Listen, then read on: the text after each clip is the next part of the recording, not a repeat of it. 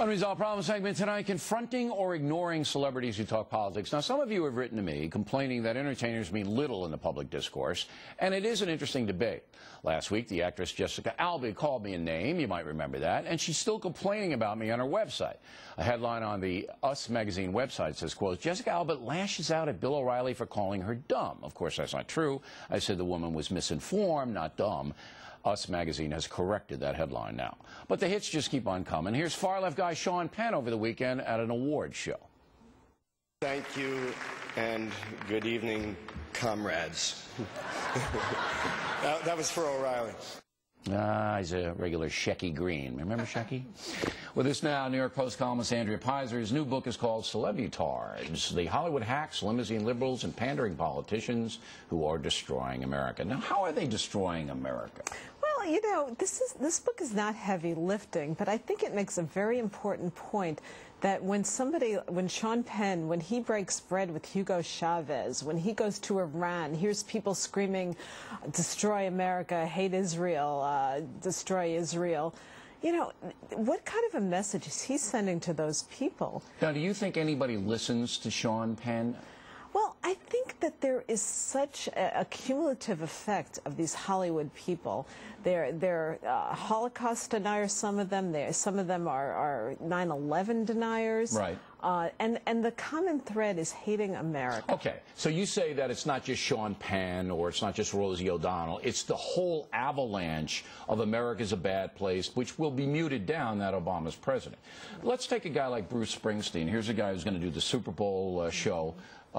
Big guy, working class guy, and you're right about him a little bit. I don't understand why Bruce Springsteen feels the need to inject himself in the political debate. That would be like me going on stage trying to sing Born in the USA. You know, there are some things that I can't do, and obviously some things Bruce can't do. But why is he bother? I don't know what goes on in his head. All I know is that he presented himself, he sold himself to America as a regular guy. Working class guy, Asbury Park, right. Joe Lunchbucket. And then the first sign of trouble was when he wrote a song about the Amadou Diallo case. Do you remember that? 41 shots. Right. New York City police officers, horrible case. They killed a man wrongly, but innocently. They really thought it was a mistake, not an act of malice, and they were exonerated in a court of law. So Springsteen comes in and he slams the cops. Exactly. You're right. But you know, Springsteen's not paying a price for this. He's still very, very popular. He's not paying a price. But you know who is? Who is? Rosie O'Donnell. Yeah. Huge price. Her career is no place. Well, she is a classic 9/11 denier. She got on her soapbox and said that the 7 World Trade Center was taken down by the United States government. I mean, she's a loon. She is. But this woman, unlike Springsteen, is paying a price for her advocacy. So some of them get away with it, and some of them don't. You ever figure out how that breaks down? Well, I don't know. Rosie O'Donnell, I don't think people like her because she has a potty mouth. She doesn't really care. So it's a demeanor thing? Not to care. Perhaps, yeah. I think so. Sharon Stone, crazy as a loon. She went. Poor Sharon. She went to talk to the Arab media because she said the United States media distorts things. Okay, but you know, so I don't even bother with someone like Sharon Stone. I know there's a lot of tape floating around about her saying crazy stuff. I feel sorry for her. But see.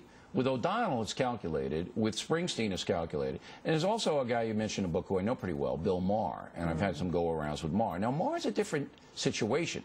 He makes a good living doing this stuff. You know, this isn't just some off comment at a concert.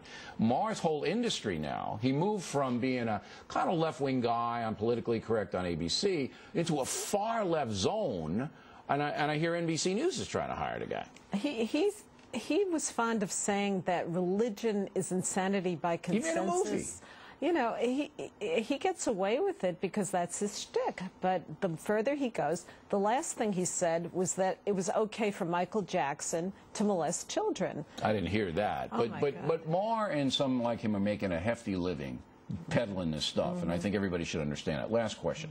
Should I need your advice, ignore these people, or should I confront these people?